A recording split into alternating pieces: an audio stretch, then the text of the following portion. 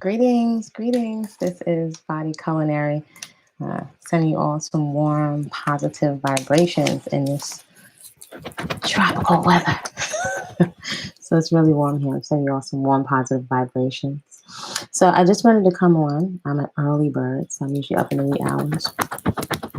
And just to say much appreciation, gratitude. I'm glad that people are enjoying the share and the content. So feel free to subscribe to the channel. Also, I'm a person that notices patterns. So let me say, feel free to subscribe to the channel. If you like the content, feel free to share it with someone that could use some inspiration, whether that's around natural hair, skin, and so on. And one thing I noticed that usually when I log on, is usually somebody that logs on at the same time. So I am very, very big on the safety of women and girls. And so there is so much predatorial energy. You don't want to acknowledge it, but also I'm not in a fantasy, and I don't romanticize things. So there's usually an energy or an entity that logs on at the same time I log on every time I go live. And this is something for women and girls to be aware of, the realities of the internet, where people can disguise themselves or hide behind a keyboard or a screen or an avatar or a cartoon picture. It's actually someone that goes on my page and posts links to, they have these terms, I guess, for folks that are entities that are attracted to mature women, and post links to sites that I see as inappropriate. So it's very interesting, the energy that some folks, and particularly, unfortunately, a lot of male. I won't say men, because men usually are men of folks of humans of character and behavior, but of some male entities that I guess that get off on taking links of women. Maybe they consider me fit or attractive in some way, and put links to inappropriate websites. So it's a lot of inappropriate energy. I would even say pornographic energy out here on the internet. So I just caution folks, women and young girls, to be very mindful of. And when I say energy, I'm not trying to be esoteric. I'm going to be very clear. There are entities that may be bored or dissatisfied with their lives, or for what energy they attempt to prey off of the energy of women and girls. So our health, which is health to me, is the number one beauty product, is our health, but it's an energy. Be very clear that folks try to siphon off of that energy. There are many folks that like to do verbal attacks, or attacks on your spirit or your psyche.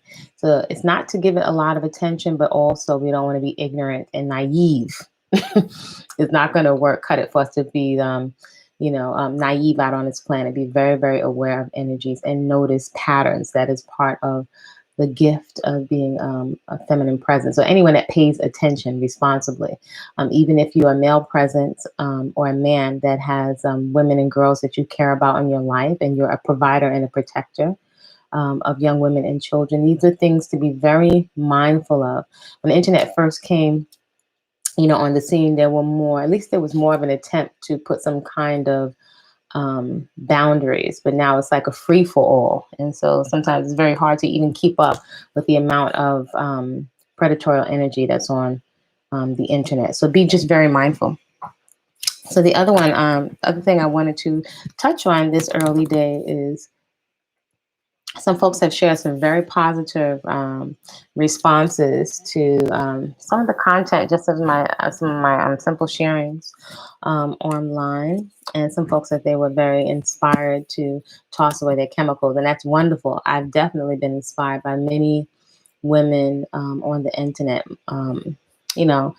mostly chocolate and cocoa. But other women too, I can draw inspiration from anywhere, really based on behavior. So I think that's wonderful. But I also want to just put out there for all of us to be very mindful of being inspired, yet following our own journey. So from time to time, you may hear some folks on this platform, on the YouTube platform, say quite often, this is my journey, this is my hair, this is what my hair looks like. Yours may not look the same, or your results may not be the same. From what I remember, that's even on the package of many products that you find at the beauty supply store. So, for example, my hair is very delicate. It's fine. Fortunately, I've discovered it's very soft. I have zero products in my hair, and it's been a journey for me to realize even I don't need any products in my hair. It's not dried out. It's not stiff. You know, it has body. I don't have any styling gel. This is water on a couple of little springlets of my hair. So that's very freeing for me, and that freedom and health is a priority. Um, Being or return to natural, right? Because we're born natural. Usually in school, when we're socialized, that's when we lose the natural. We start comparing ourselves to others, in addition to television commercials, kitty kit commercials, and also certain habits and mindsets and paradigms being shared with us from the more mature women in our family. As we pick up these ideas about what's attractive. And then when we get to a certain age, we're mimicking the folks in the schoolyard, right? And in school, and whatever magazines they have and whatever programs they're watching on television. So I just wanted to just put out there for folks to be mindful of the integrity of your own personal journey. My journey has been at least about going on 30 years, and it's everything from realizing the patterns of women in my family who I care about very deeply, but noticing the pattern of us medicating ourselves with food and wondering how we went from being a natural, healthy weight to becoming actually unhealthful weight. It's not about skinny or whatever, but I'm saying carrying unhealthy adipose tissue or fatty tissue as a result of comforting ourselves with different substances masquerading as food, right?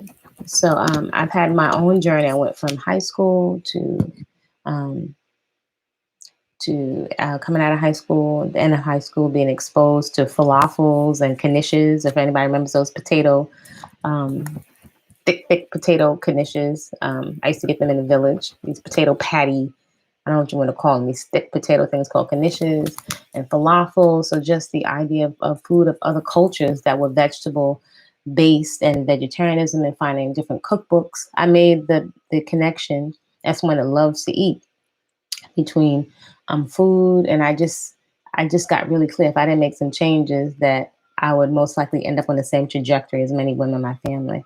That being said, you live inside of your body. You know the stresses that you're going under every day. And I just want to point out to be very responsible. I take 110% responsibility for the choices I make. My goal is to stay out of the doctor's office. However, I'm big on common sense. If there was an emergency, I get hit by my car, something like that. If I needed to, I would use a cast, oxygen, maybe even a painkiller for a toothache if I have to go into for some dental work. All right, so I just caution us to really use just be mindful of our common sense and not to put anyone, not me or anybody else on pedestal. Your hair may be a different texture, may not be as maybe denser or finer. You know, find things, styles that complement you. Find what works within your spending plan or whatever resources you have available, right? We're all individuals, and a lot of times, when us looking for answers, you have the option to try things on for size. If something I say doesn't resonate with you, that's fine, right? That's the beauty of the internet. You have the opportunity to peek into different women, different cocoa women, into our kitchens or into our hydrotherapy rooms in our homes, right? To share what it is that we're doing to keep ourselves healthy and to beautify ourselves, right? So it's wonderful if you're if you're receiving some inspiration. That is the intention to share. But I also just wanted to um, encourage you to be empowered in your own journey, to go to at your own tempo, uh, at your own pace. I consume in a way that's whole, fresh living foods, fruits, vegetables. Cruelty free is very important to me. It's not for me to say what somebody is on their journey.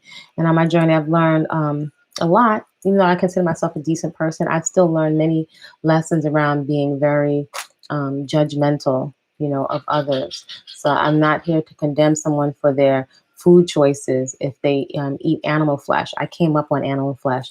I was a junk food junkie. We have enough things that make us feel uncomfortable in our skin, and that we can feel very get us very down and depressed. So we don't need one more thing to divide us. So I think it can be useful, perhaps, to have the perspective of my own journey.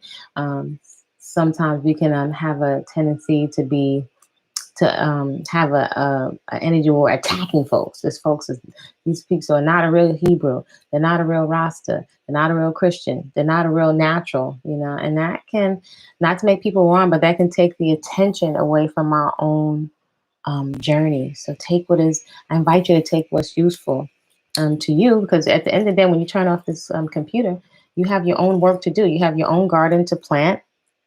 You have your own rhythms and rituals to find. You got your own fitness, your own workouts to do. So if you can gain some inspiration, that's wonderful. I love to be inspired too when it comes to working out and finding different things that work for me. It's been a journey. It's your own personal journey. So if you decide to eat flesh, to not eat flesh, or to eat, I make an effort sometimes to come away from labeling and boxing myself or boxing others. If anything, I'll use certain words as a distinction. For example, vegan, is a big word, but vegan, or even as raw foods or as a living food is, doesn't necessarily say everything about a person's character, right? You can't see how people are living when we turn off of the computer. And many of us, especially during this time, of living or observing only through a screen. And that's a very, very tiny part of a person.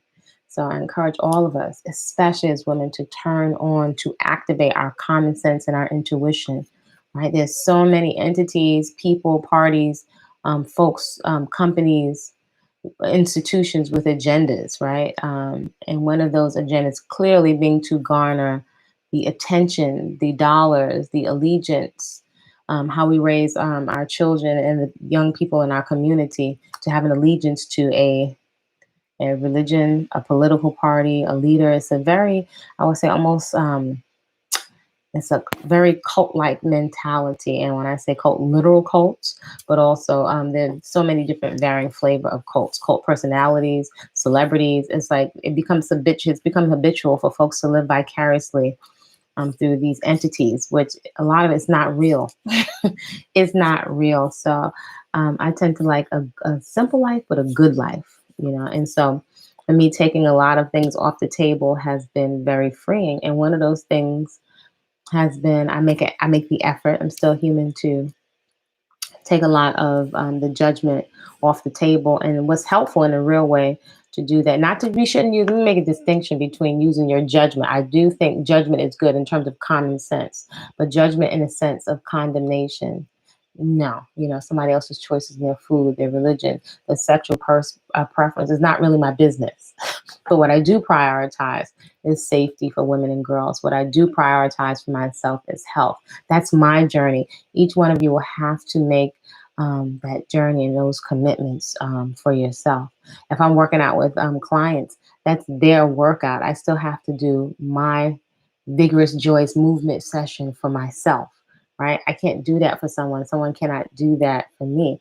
But we can be an inspiration, right?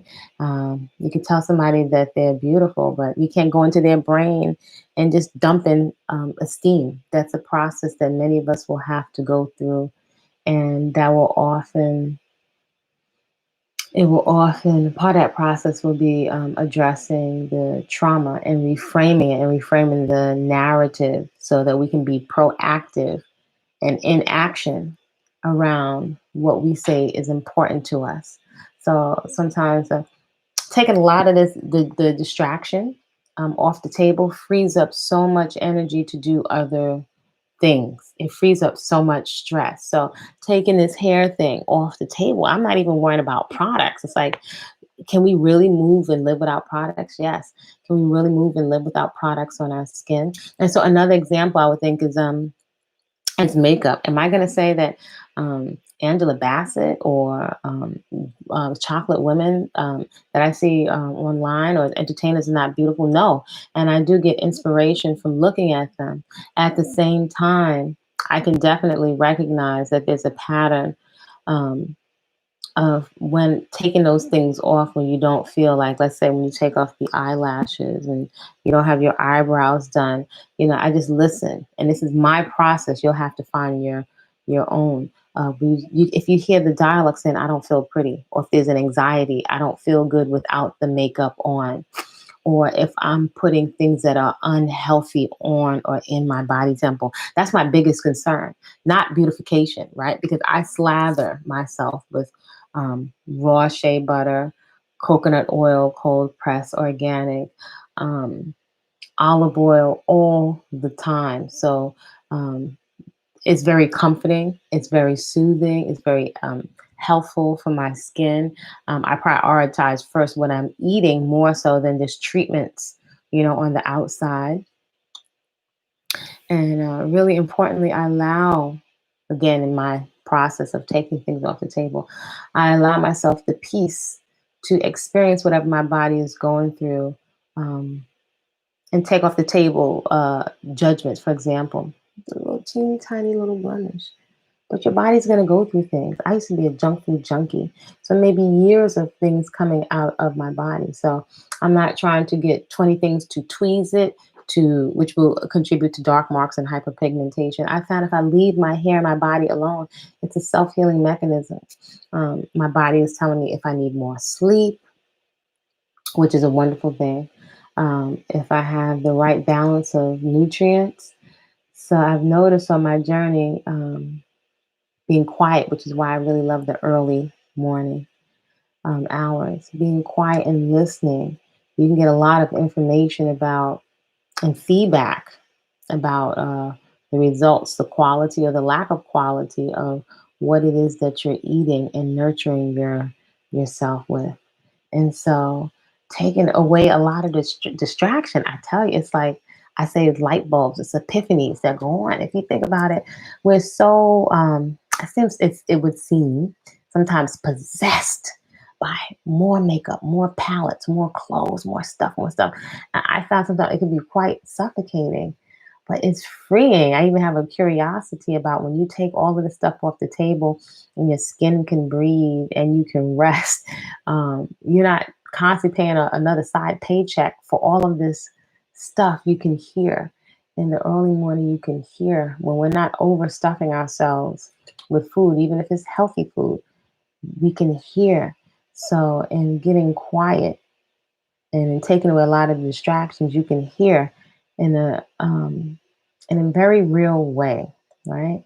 In the age where we're mystified by monks and Tibet and yoga and other countries and cultures and practices, and there's so much simplicity and just eating simple, natural food. There's a lot I think that we can garner from our own culture. I would say as someone that is a Afro-American, my ancestors from Africa, also immediately from down south and via Africa, and then also Caribbean and Bajan. I have all of that flavor in there. Sometimes we are so quick to jump all the way back to the continent. We have practices that have followed us from the continent that have maintained, and jump to other countries and cultures and not looking at, I look at my simple Grandma Lou, just the practices in terms of, we look at Feng Shui, for example. But my grandmother didn't know anything about Feng Shui, but her house was so beautiful. Like there was usually you think of the Mr. Clean commercial. Everything was so clean and orderly, and her little touches with wrapping yarn around the hangers and everything just being so clean and sweet and beautiful. There were practices, what we consider a spiritual practice, like you take a shower and you wash your panty out and hang it out. Sometimes we're looking so far out that we don't see the gifts of spiritual practices and the meditation of the people that are right there, in our face. So my grandma Lou, who I mention all the time, was the most pleasant human being I have ever met.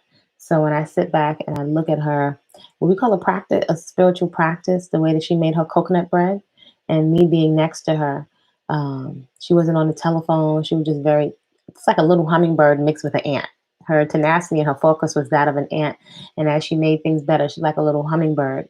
So she is one of my icons. And also, she's a very real icon that I saw walking and breathing in the flesh, as well as my godmother, who is still on this side. Her work ethic, her level of fitness is par excellence to this day. It has been consistent for years.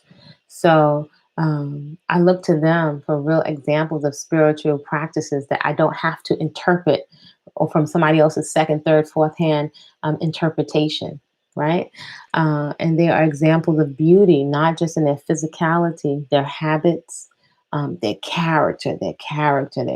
Were they flawed human beings? I'm sure. But they gave me so much in terms of how they dealt with people when nobody was watching. Their practices, whether it was herb teas, my godmother with her exercise, my godmother's pure joy and work ethic and fitness level, how she gave to other people, still does today. But also my godmother, her standards for care, and I never saw her settle in relationships, walking and living in the flesh. When we consider these things spiritual practices, right, we're so looking outward, so be empowered, be encouraged to sit in your own skin, also in your own journey. Quite often we put people on pedestals. There's a tendency to tear them down when we see their humanness and when they're not perfect. So again, for myself, primarily, I take a lot off the table. So it's not that I couldn't slick down my edges, but I just choose to just explore and sit with what it is that I have and who, I am, and with all of me, any kind of discolorations, what my hands look like, the size, of my hands, my face, my eyes, my eyebrows. I just choose to sit in it. It's not to say I might not want to play, with some mascara, some things. I'm not a big makeup person, but I don't know if maybe if I went to a premiere or something, maybe I might. But I feel, most importantly in my journey, I feel extremely comfortable in my skin, and that's something that I cherish and I treasure. But I want to encourage us to gain inspiration, whether somebody wears makeup or not, the self-care, the beautification, gain inspiration, but you get to decide what your journey and what your path is. Because folks get downright ornery and really triggered by some. It's interesting. Isn't it interesting how triggered many of us and many folks get by somebody else's experience, right? Their life. It's very interesting. And what is it representing? Or were you projecting something onto other people? So this whole following of celebrities and spiritual icons and all this stuff is really interesting. Even that can be a distraction. So be inspired. Also, I just wanted to touch on being natural is abundant.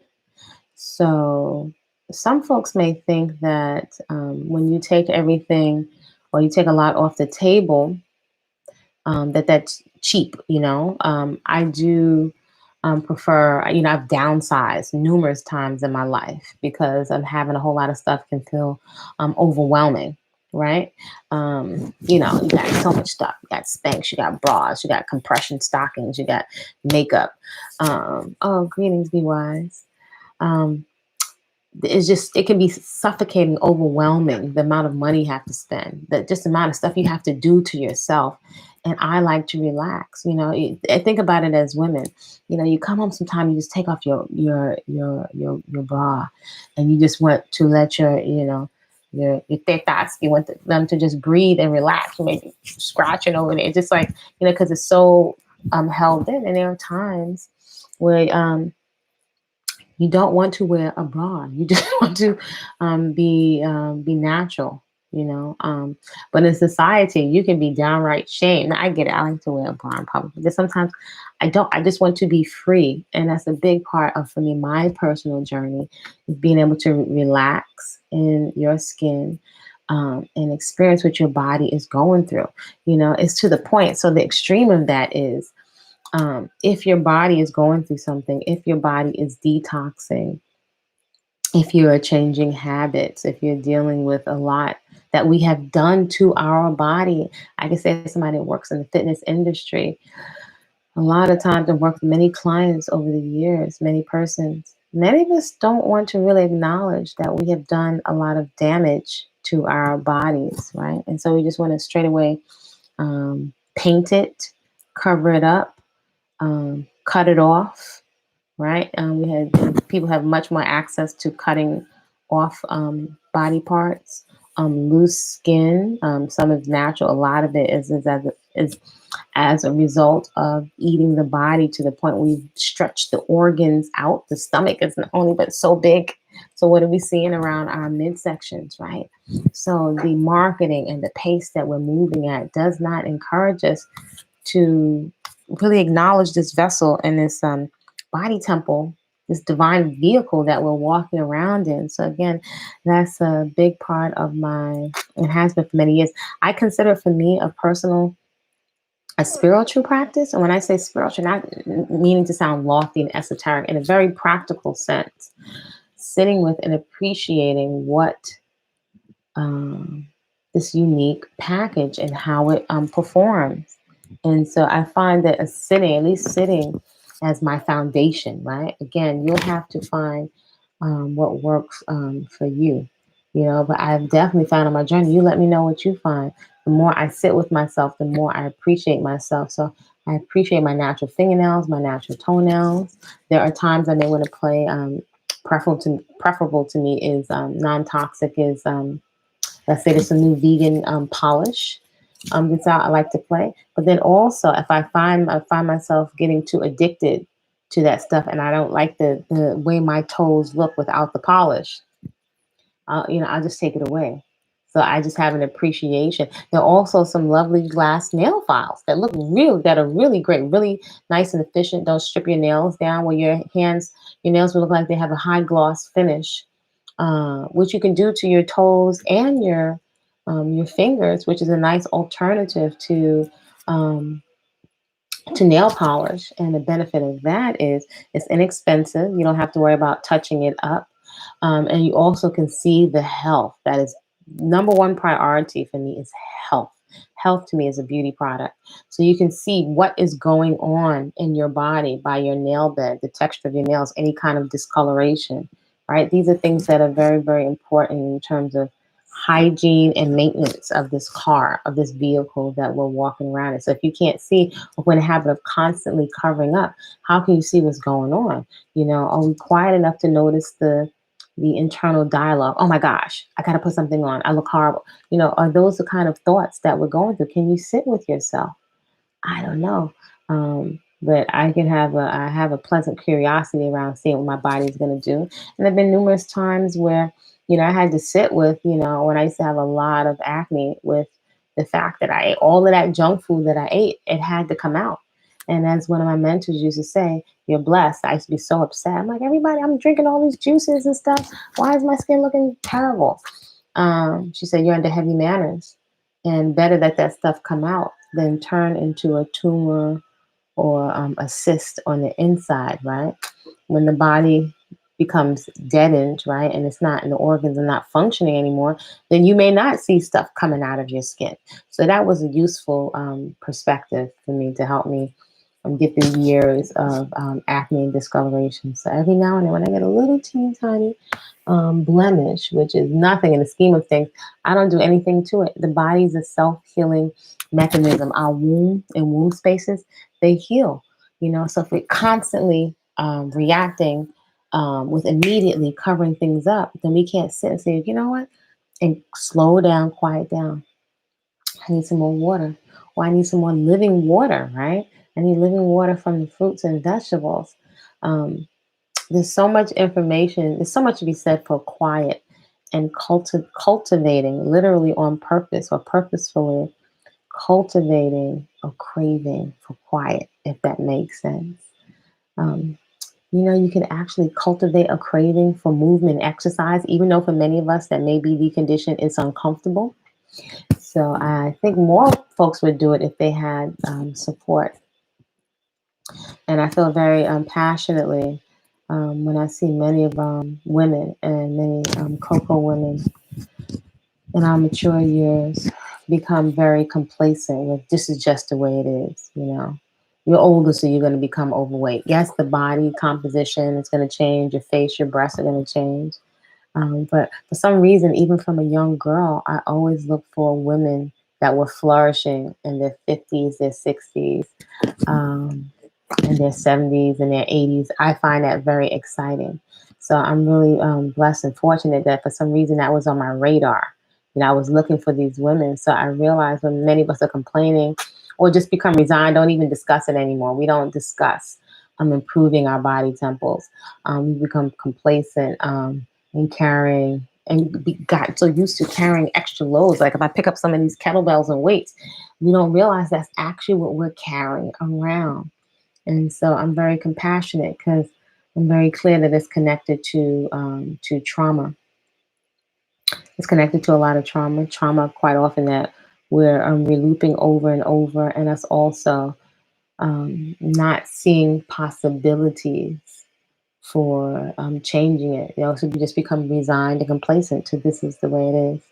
So hopefully this channel is some kind of inspiration and motivation and support for many women that may struggle with their esteem because you may have fine hair, um, afro textured hair that doesn't behave like all the tutorials. That may be fretting over, more products and this product doesn't work, you can take all of that off the table and see what your unique body temple, has to say. It's a divine mechanism. It's a divine machine. And it's wonderful. No, your hair has body. When I was young, that's the thing, man, I was like, the white girls, they don't have to do nothing. They could just wake up and go. Why can't we just wake up and go? We actually can wake up and go. It's just not going to do the same thing. And so I'm so grateful. I'm so grateful and appreciative of all the women that have allowed us into their kitchens and into their bathrooms to share their beauty secrets, because that's our culture. Ideally, that's what we'd be doing if we were hanging out with each other. We'd be sharing dance, some singing, some good food. We'd be sharing that, sharing that information around how we're dealing healthfully with our menstrual cycles and going through the different phases of life, puberty, pre or perimenopause, menopause, postmenopause. These are things that are not really being discussed enough in our community, and not waiting for the point of crisis to have these conversations, or after someone, has transitioned. So I'm not going to stay on too long. The other thing that I wanted to touch on is just the idea of going ghost, right? Or going spirit, or even more appropriate, going within. We are in a time, and it's been a long time, that many cocoa women, many African women, Afro women, women in general, but I'm speaking as a Black woman, as an Afro woman, where we're walking on the planet, and many of us do not feel safe, as you can see from the predators, unfortunately, that come on this channel, that lurk on the internet. That is a reality. I don't think we have the luxury to be in denial or to romanticize things, because you can't see who people are and how they're living on the internet.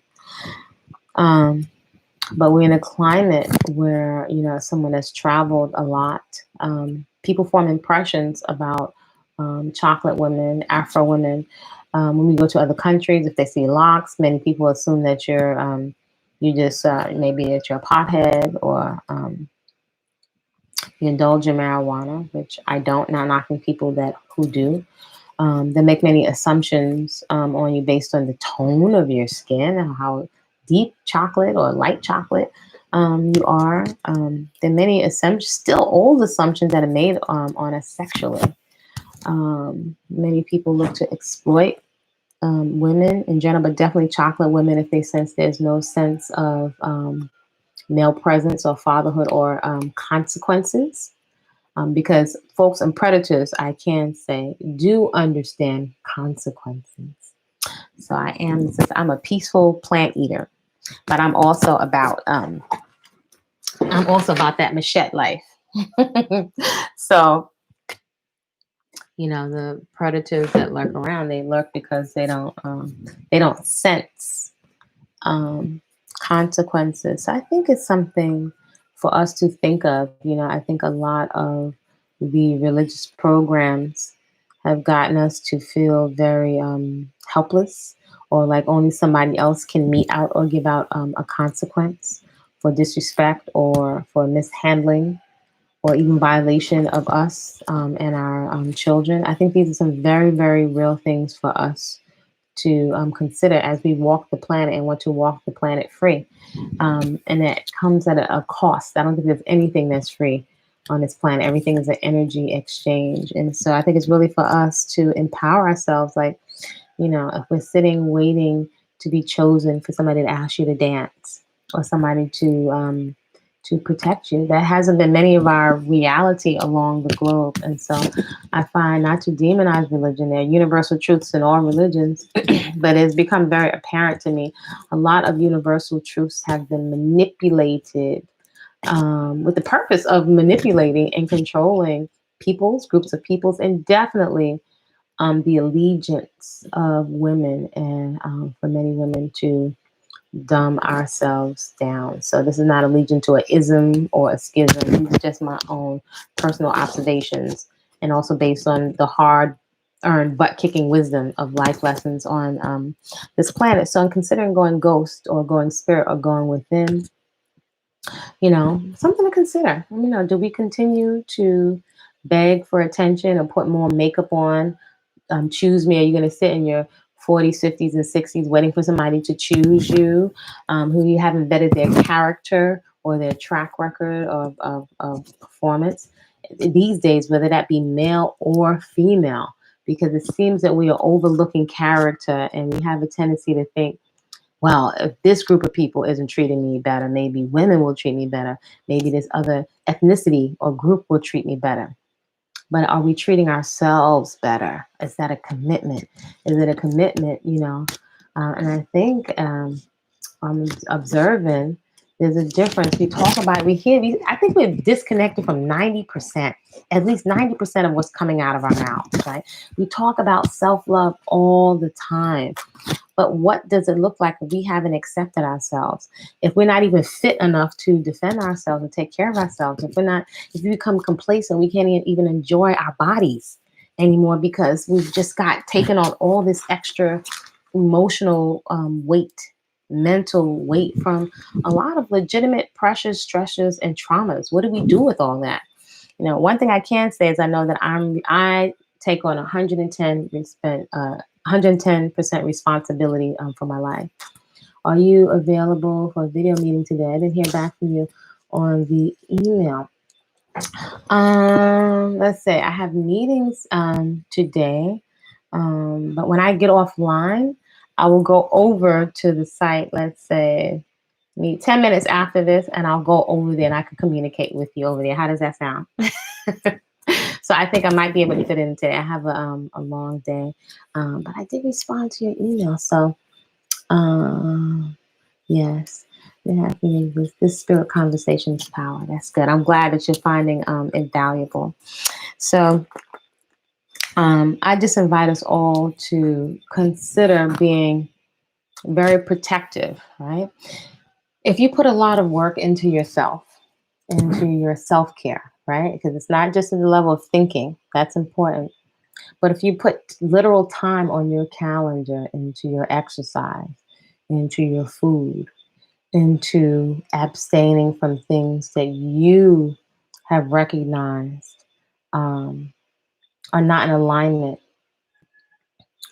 with what you say is important to you, whether that be your body temple, things taking up energy, or you have habitual reactions to triggers, right? We live in a state of triggeration.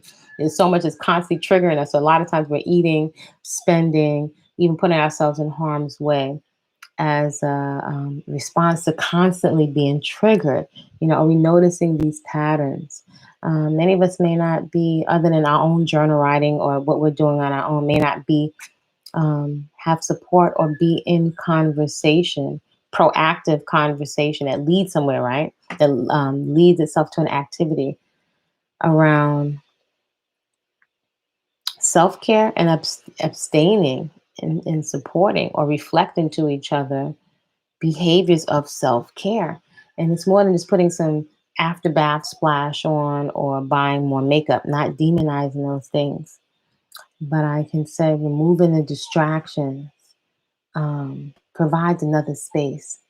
So I say, in response to all of these predators that come on Facebook and YouTube, perhaps it's for us to consider to be very strategic about where and when and how we show up, and consider perhaps not allowing so much easy access um, to our nurturing, to our care, to our body temples, right?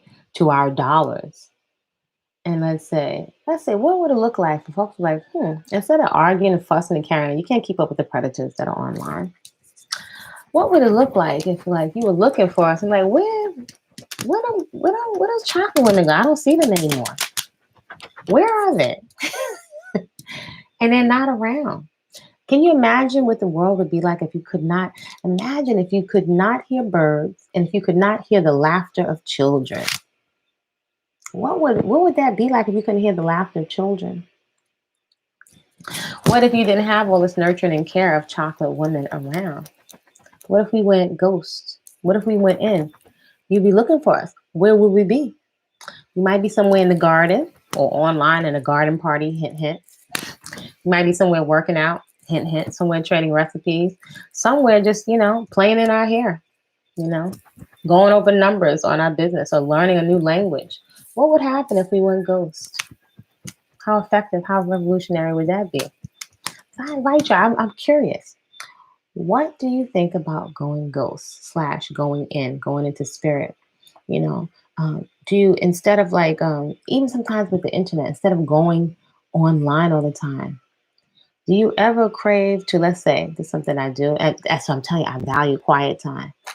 Do you ever crave to get quiet, to just not necessarily, you can do a ritual, but not necessarily, even without the ritual sometime. Let's say you wake up in the early day, like I do, and you just have a craving to sit there, be quiet, and to listen. Listen to the backdrop, the dialogue that's going across your head. Are you figuring out solutions to problems? Are you looping something you're trying to figure out, old trauma? Are you looping fear thoughts? Are you excited about your day? Do you cultivate a craving for quiet where you want to go home to the sanctuary wherever you pay rent or mortgage? Do you have a craving to go into your garden and be quiet and plant the seeds or to declutter? It's interesting. It's so much drawing our attention outward. It's like an epiphany to get quiet. Do you really crave quiet under other people in your team or your circle of influence that you could be in the garden and be quiet together? I had a young lady, young woman friend that we went to high school together. She's like, I never forget one time she said, we could just be together and hanging out at the park. So we don't even have to talk. I never forgot that. Do you have folks you can be in the company of and coming together around an activity? Usually for me, it's like either exercise, but that's a little fun. Could be, maybe a little noise there. But in the garden, around creating something or around relaxation, do you have support in cultivating quiet? Let me know what you think. Anyway, I'm going to jump off. I got some meetings today. I have garden work. I have so much to do. Enjoy the content and the sharing. You're invited to enjoy the content and the sharing on this channel. Feel free to enjoy the content on Body-Culinary on Instagram and on Facebook. I make every effort to make a positive use of the internet for sharing, for support, for learning new skills. If we're not leveraging the internet, Now, what the heck are we doing with our free time, this opportunity of time? I also encourage you to sit. You're invited, you're encouraged to sit with yourself, and allow yourself, your body, to go through whatever is cleansing and healing and building process, whether that's building new muscle, dropping off old waste. Your body's very intelligent and knows how to fall to a healthy weight when we just stop putting junk into it. So maybe just for us to get some re-education in terms of fresh, whole living, natural ingredients, in terms of maybe protein or nutrients and stuff. So again, you could take that off the table. You could take that off the table and relax. Yeah, exactly. I just put up my garden. Yes, yeah, it's beautiful. I just built it out of a 6-foot doggy kennel.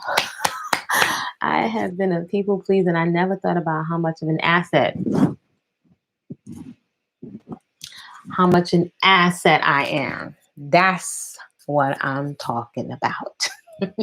That's what I'm talking about. I encourage you. Hopefully you feel supported in that. And it is definitely the energy. And so this is not about so much anti anybody, any person, but more with a going within to realize how valuable you are to yourself. So you can feel excited about self-care. Right? It's a good use of your time on the planet, and literally in nurturing yourself, you have more to give other people without draining or depleting yourself, and allowing ourselves to be reciprocated, right? Allowing others to be vetted. I see a track record of investment and reciprocation, requiring tangible examples, consistent examples of care, behavior, character, investment, right? As someone said to me, a coach said to me years ago, for something that is important to someone, you're going to see it in 2 places: in their checkbook and on their calendar. You're going to see it in those 2 places, right? So that can really lend a lot of character, a lot of clarity, and clarity is very hard earned. Very hard earned. There's certain things that you couldn't pay me to eat, no matter what's going on around me. But that's based on my journey and my experience, the wisdom that I've had, where nothing can sway me, right? Because of my life experience. So all of us will have to find that journey for ourselves. All right. So this is Body Culinary, encouraging you all to create a great day on purpose. A lot is going on, but create a great day on purpose. Not but. You're invited to create a great day on purpose because you said so. All right, folks. See you soon.